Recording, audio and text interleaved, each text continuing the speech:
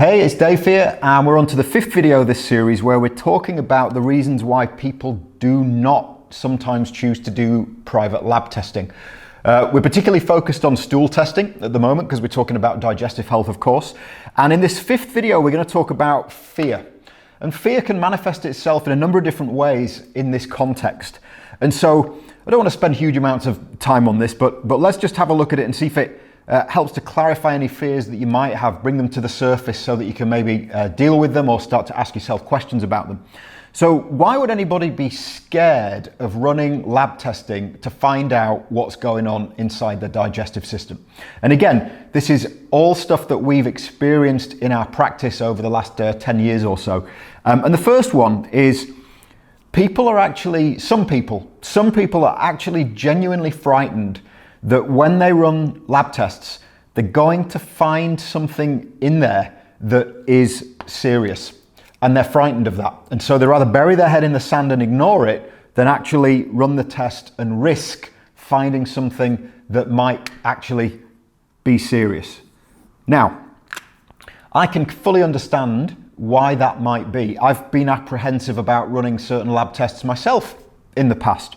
And so people can be a little bit fearful of that. I have a friend at the moment who his father had Lou Gehrig's disease and died when my friend was 10 years old.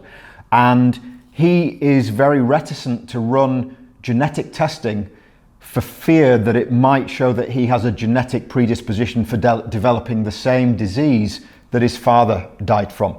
And so that's an issue that maybe needs a little bit of work through working with a psychologist, some kind of therapy on the mind and the psyche there. But that's just one example. And so how could that be brought forward and manifest in stool testing? Well, maybe people don't want to find out that they have H Pylori because their mum had stomach cancer or something like that. But we've got to find out what's going on if we're going to fix it. And the sooner we can do that, the less chance we have of any of those things developing and causing problems further down the line. The next fear is when you find things in your digestive system that need to be dealt with, what in your life are you going to need to give up? What things that you enjoy might you be asked to stop doing, at least for a period of time? Drinking alcohol, eating certain foods that you like, doing exercise if you need to raise your immune function. There's lots of different things that in the back of the mind people think, well, if this is what's going on in my body, then I'm going to have to give up all this stuff that I really like. Now that might be the case, but you'll never need to give all of that stuff up for the rest of your life. It's just a short window of sacrifice to get a long-term result. Okay, so you never or very, very rarely need to give anything up that you really don't want to give up over a long period of time. And then we also have this huge area of what will other people think? And this is a big one because it can run into all kinds of different areas of life. What will my husband think if I spend this money and do this test? Will it strain our relationship? Will I need to change the diet for the whole family if I find out that I need to make diet changes to fix whatever I find in my digestive system?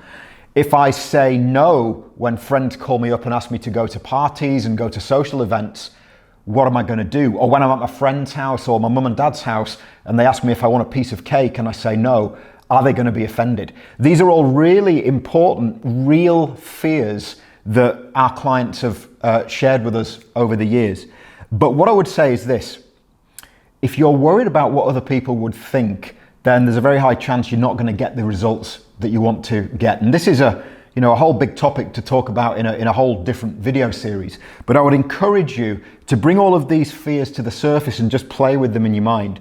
Ultimately, are these sacrifices relevant to you in terms of getting to where you want to go?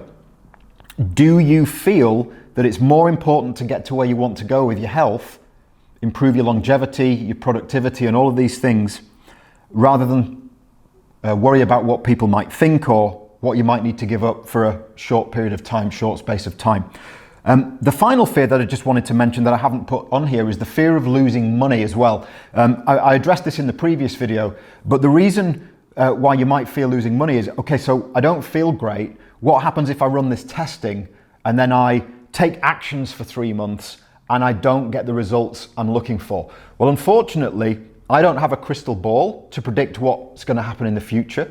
And I don't think anybody else does either. No matter how many best-selling books a doctor has written, that doctor doesn't know what the future holds for you. All I can say is that from our experience, the majority of the time, when people start to commit to these action steps, they get results. It might take 1 month, might even take a week in some cases, might take 3 months, might take 6 months. It depends on the complexity of the problem and the amount of energy and effort that you can put into solving that problem. But please don't let any of these fears hold you back.